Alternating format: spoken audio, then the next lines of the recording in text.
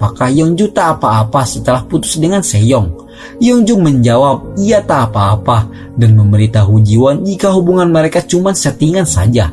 Yongju kemudian berkata jika saat ini ada seseorang yang benar-benar dia sukai. Yongju mengatakan kalau orang tersebut adalah Jiwon.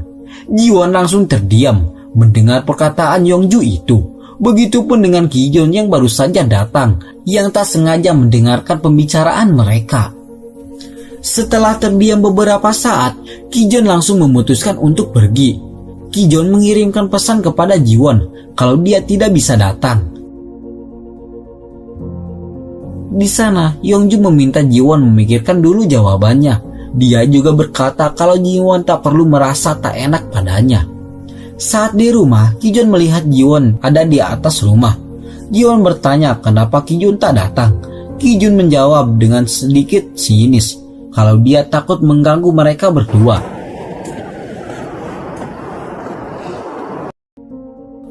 Keesokan harinya, saat pergi sekolah, Jiwon kehujanan karena tak membawa payung. Yungjo yang datang kemudian menawarkan untuk bareng bersamanya. Kijun yang telat datang hanya dapat memandangi mereka dari belakang.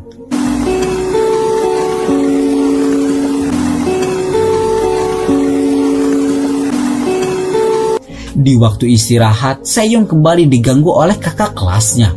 Yongju kemudian menegur orang itu.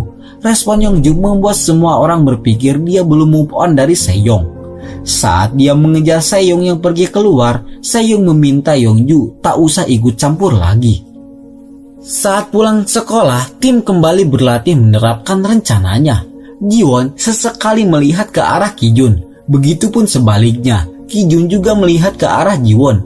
Guru Lee kemudian melihat hasil kerja Kijun. Ia bertanya sejak kapan Kijun menekuni pertukangan. Jiwon menjawab kalau perlombaan di Universitas Jingsung adalah pengalaman pertamanya.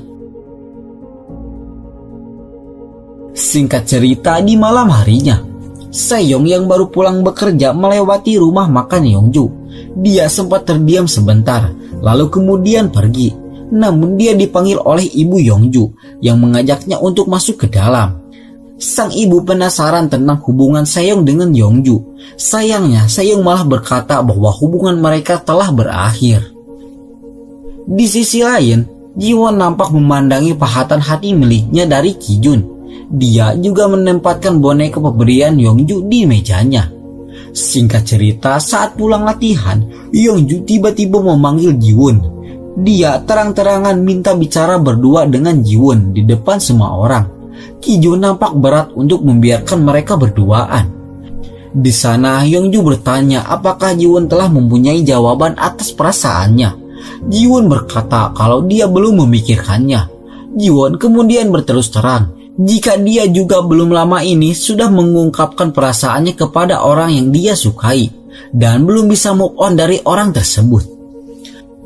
Keesokan harinya, karena model speaker telah berhasil dibuat, Guru Lee meminta tim mendemokan produk yang mereka buat kepada beberapa tempat yang telah Guru Lee hubungi. Mereka juga dikejutkan oleh kedatangan Jo Jae-min, wakil direktur furniture. Ia mengatakan kalau dia akan ikut melihat demo speaker sederhana ini.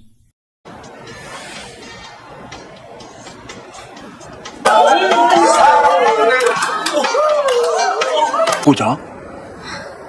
그냥 장식품 아니야? 자, 찍겠습니다. 하나.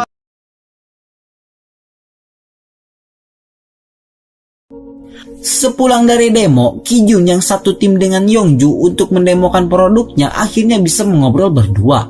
Di sana Yongju bertanya apakah setiap tahun Kijun mengirimkan sal kepada ibu Gyumin. Kijun lalu mengiyakannya dan heran kenapa Yongju tahu akan hal itu.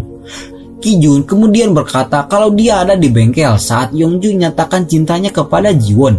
Namun dia pergi dan tak mendengar jawaban Jiwon. Kijun ingin tahu apa jawaban Jiwon sebenarnya. Yongju kemudian meminta Kijun untuk bertanya sendiri kepada Jiwon. Ia juga berkata kalau Kijun harus jujur terhadap perasaannya sendiri dan tak terhalangi olehnya. Di rumahnya, kini Kijun mengerti perasaannya sendiri meski dia tak tahu harus bagaimana. Keesokan harinya, ia mendengar suara pintu gerbang. Kijun tahu jika Jinwon berangkat pagi-pagi untuk menghindarinya. Karena berangkat terlalu pagi, Jiwon sampai di sekolah dalam keadaan mengantuk. Kijun kemudian menghentikan sepedanya tepat di depan Jiwon. Kijun berkata, mulai sekarang ia ingin berangkat bareng, makan bareng, jalan bareng, dan pulang bareng bersama Jiwon. Sampai akhirnya Kijun dengan jelas berkata kalau dia mengajak Jiwon untuk berpacaran.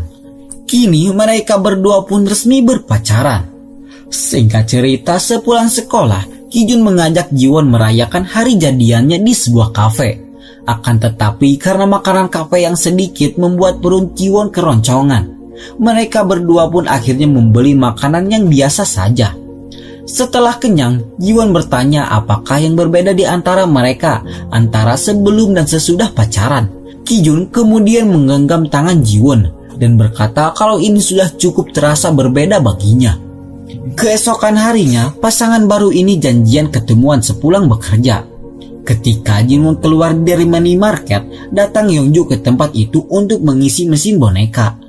Jiwon langsung mengirimkan pesan untuk Kijun agar Kijun jangan dulu datang. Di sini, Yeongju tak tahu kalau keduanya udah jadian. Ketika itu, Yeongju mengajak Jiwon untuk mencari cemilan.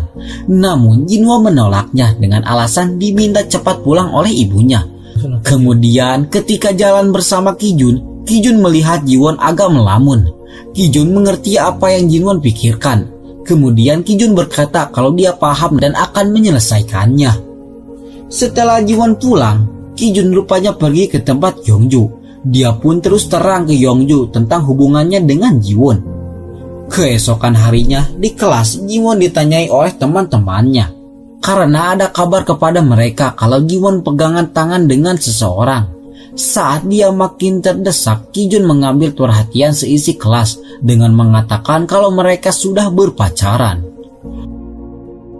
Jiwon masih tak enak dengan Yeongju, namun Yeongju tersenyum lalu mengucapkan selamat kepada Jiwon. Saat pulang sekolah, Jiwon hampir diserempet oleh motor, begitupun dengan seorang nenek yang ada di sana. Nenek itu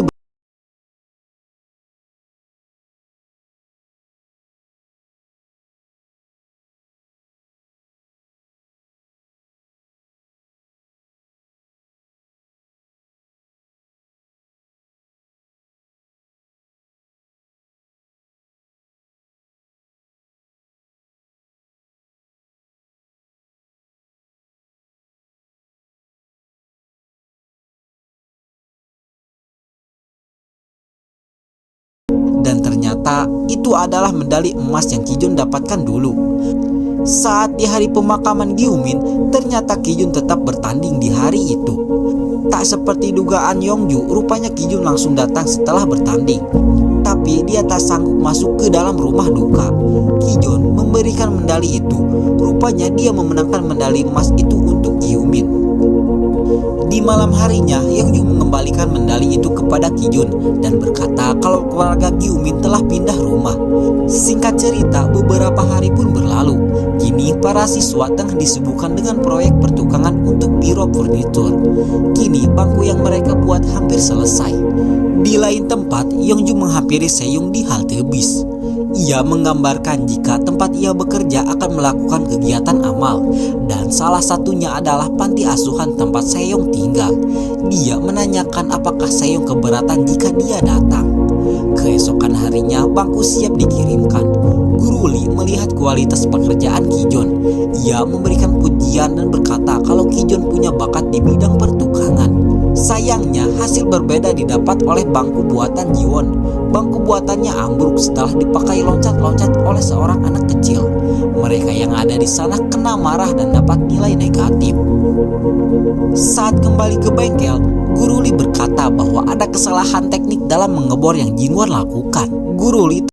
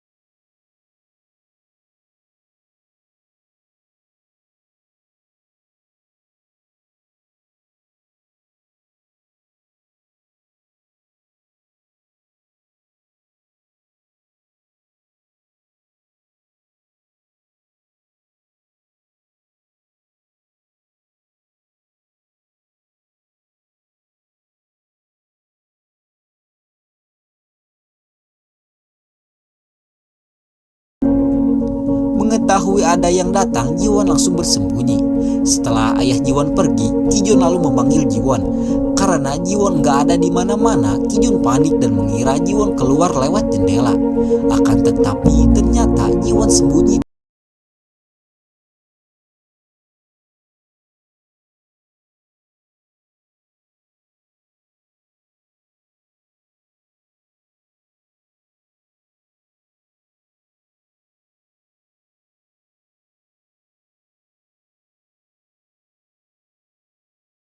di dunia.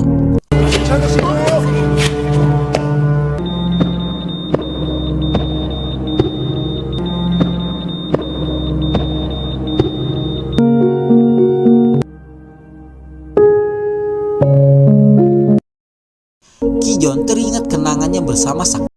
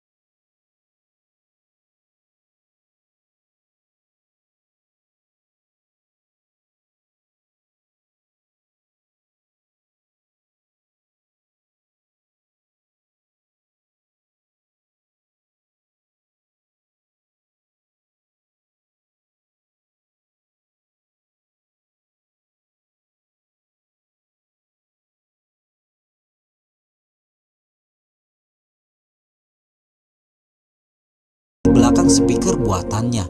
Di sana tertulis betapa bahagianya sang kakek kepada Kijun. Tangisan Kijun juga terdengar oleh Jiwon yang hendak menghampiri Kijun. Dia juga ikutan menangis dan tak sanggup lagi untuk melangkahkan kakinya.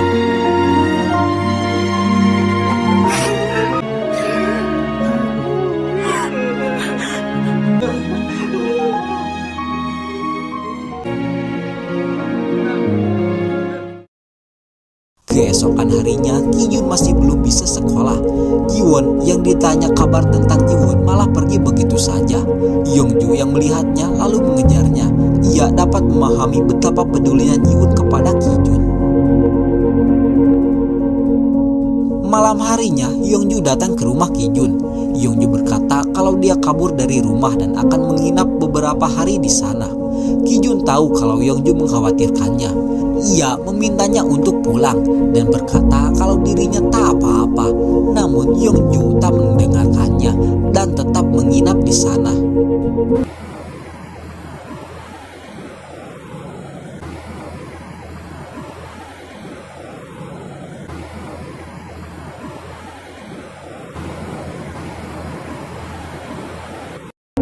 Keesokan paginya sebelum berangkat, Yongju menyiapkan makan untuk Kijun. Saat Kijun datang, ia langsung menyuruh Kijun mencicipi roti bakar buatannya. Sementara itu, di luar rumah, Jiwon terus melihat ke arah rumah Kijun. Ia sedikit kaget saat melihat Yongju dan Kijun yang keluar bersamaan. Yongju kemudian berangkat duluan dan menitipkan Kijun kepada Jiwon. Jiwon lalu berkata kalau dirinya akan selalu bersama Kijun, baik senang ataupun sedih.